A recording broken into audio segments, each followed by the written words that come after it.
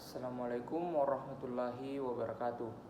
Perkenalkan, nama saya Muhammad Nur Hidayat Tamrin dari Basarnas Unit Kerja, Kantor Pencarian dan Pertolongan Kelas A Manado. Saya merupakan salah satu peserta Latsar gelombang ketiga Angkatan 25 Kelompok 1, Jabatan Peranata Pencarian dan Pertolongan Pemula. Baik, di sini saya akan menceritakan pengalaman saya saat belajar di hari kedua, agenda ketiga, yang dipandu langsung oleh Ibu Esi Febriana, SPD, MPD.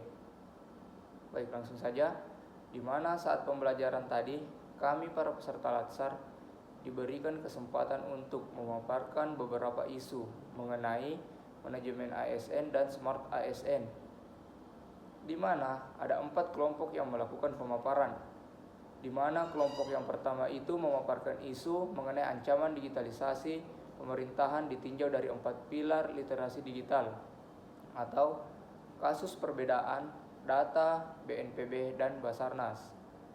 Adapun kelompok kedua atau kelompok saya sendiri yaitu memaparkan isu peretasan situs pemerintah untuk promosi judi online.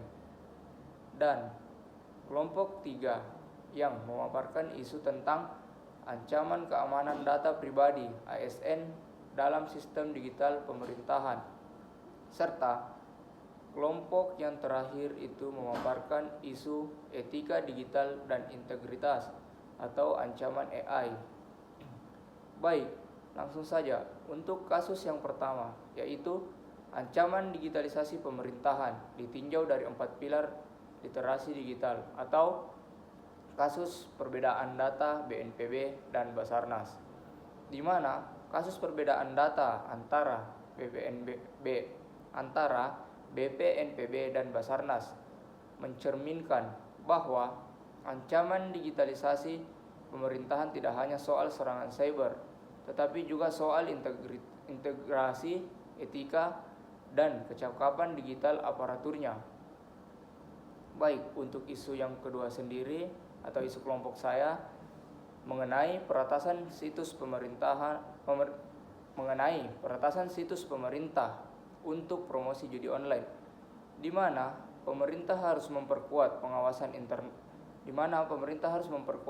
internal, literasi digital ASN dan koordinasi lintas lembaga agar generasi aparatur tidak menjadi korban dari jebakan dunia digital.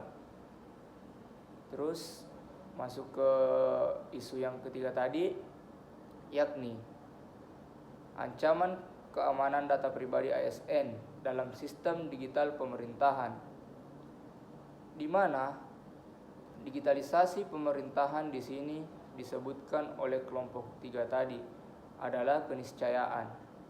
Namun menjadi smart ASN berarti tidak hanya mampu menggunakan teknologi, tapi juga bijak, aman, dan bertanggung jawab secara digital.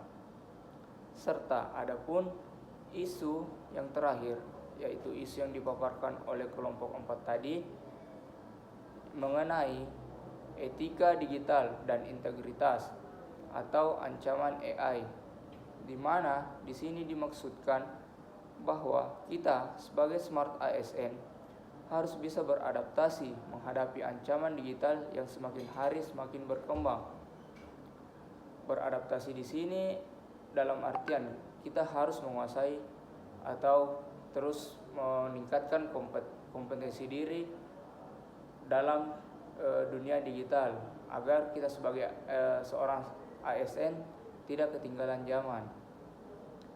Baik, mungkin itu saja sedikit cerita pengalaman yang dapat saya bagikan setelah belajar di hari kedua agenda ketiga ini, dan saya ucapkan terima kasih yang sebesar-besarnya kepada pengampu saya atau pengampu kelompok kami, yaitu Ibu Esi Febriana SPD MPD atas ilmu yang telah diberikan pada hari ini. Lebih dan kurangnya mohon dimaafkan. We are family. Afiknam Jagat Samagram. Wassalamualaikum warahmatullahi wabarakatuh.